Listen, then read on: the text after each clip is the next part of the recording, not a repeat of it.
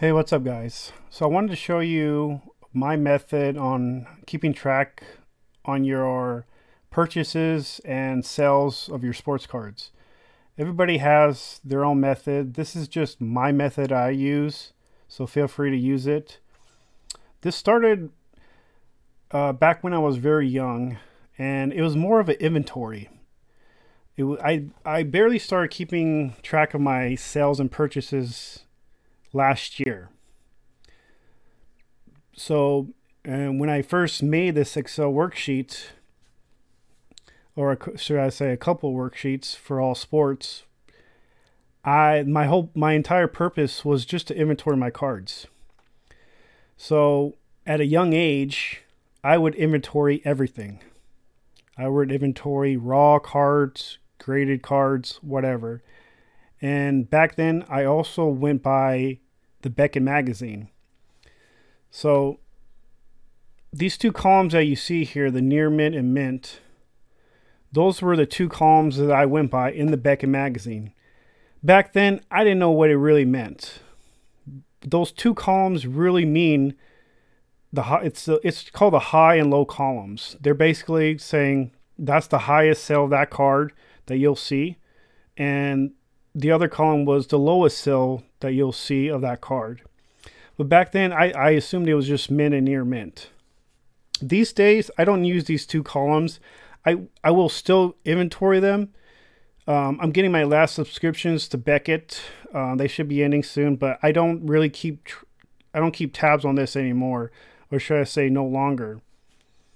What I really pay attention to now is my purchases and my profits from those sales. So I know everything looks confusing right now. Don't worry, I'll explain it right now. So everything you see in red and yellow, those indicate graded slabs, okay? Or graded cards.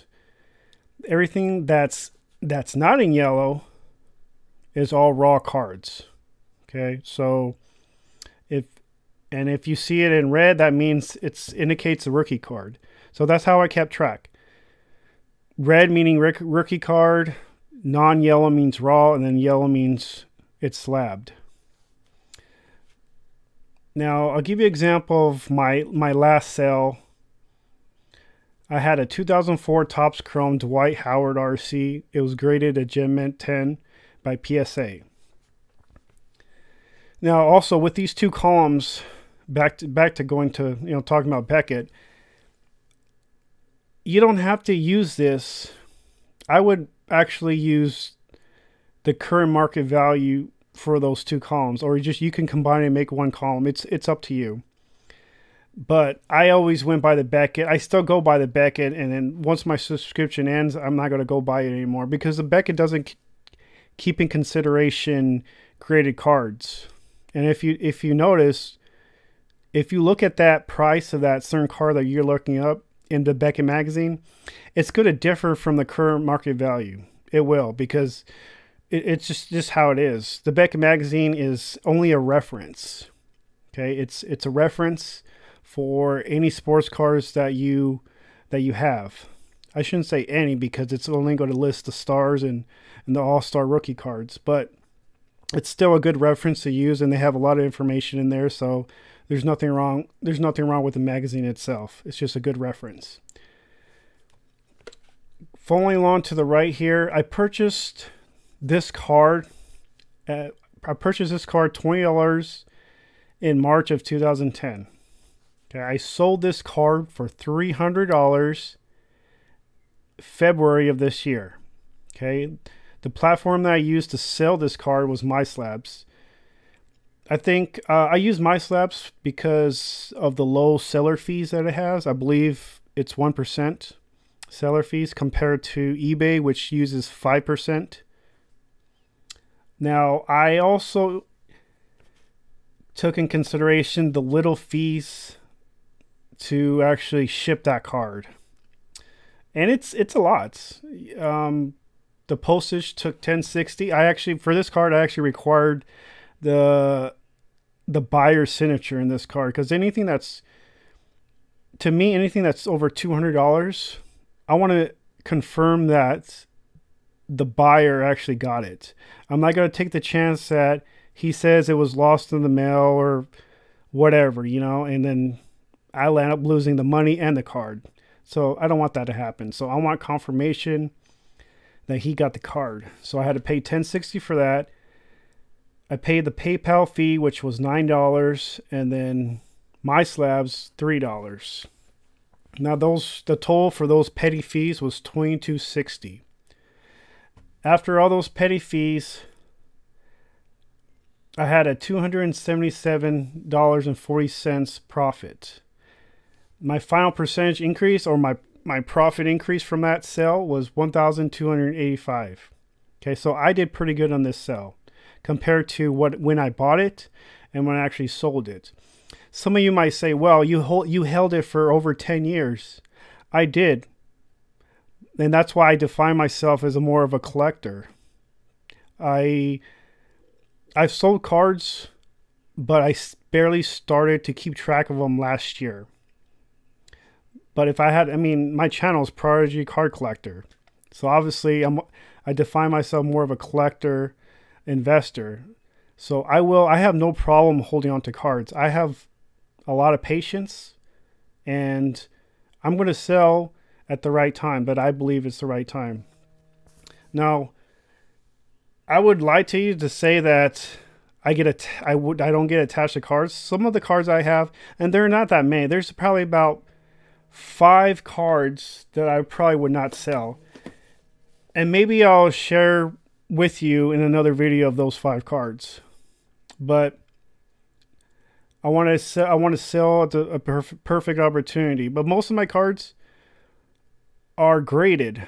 I have lots of raw cards, but they're not in mint condition, and some of them will not grade at PSA. They're probably they will probably grade. Most of them will probably grade at 8, a PSA 8 or below. So I'm still going through them. I have boxes of them, so still going through them, still doing everything. Going back to this, so basically, yeah, you want to. Your main concern is, like I said, don't pay attention to these 2 columns. You want to pay attention to when you purchase it and how much. That's what I've been doing. As you can see here, there's more examples. So this Damian Lillard, I bought it for $125, December of 2020. Scrolling down, I also keep track of my PSA subs. Okay, so these Colin Sexton's 2018, 2019 Donruss Optic Shocks, these are still with PSA. I'm probably not going to get them until the end of the year. But I purchased them, I believe, off of eBay.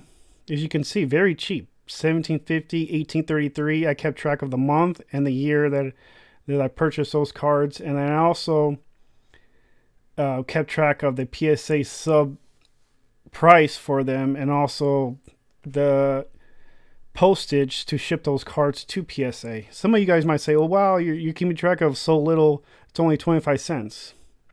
Yeah, I don't have to include those, but I like to keep track of every dime that I spend on the cards, because at the end of the day, when I sell that card, I want to know how much I made, how much profit I made off of that card. It's just the way I am. But however system works for you, hey, go ahead and use it.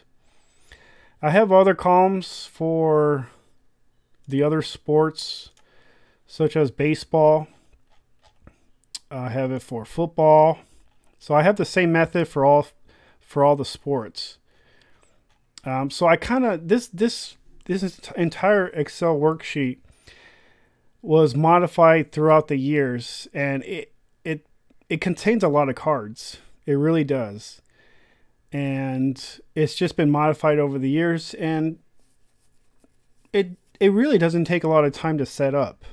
It really doesn't. But this is the best method and the only method I've used for years. So it's just if you're really good at Excel, and you really don't have to be good at Excel worksheet. The calculations that you see here, those are inputted manually. I know there's other ways to use Excel worksheet where you can input something with the formula and it gives you a number. I don't do that. I don't even know how to do that.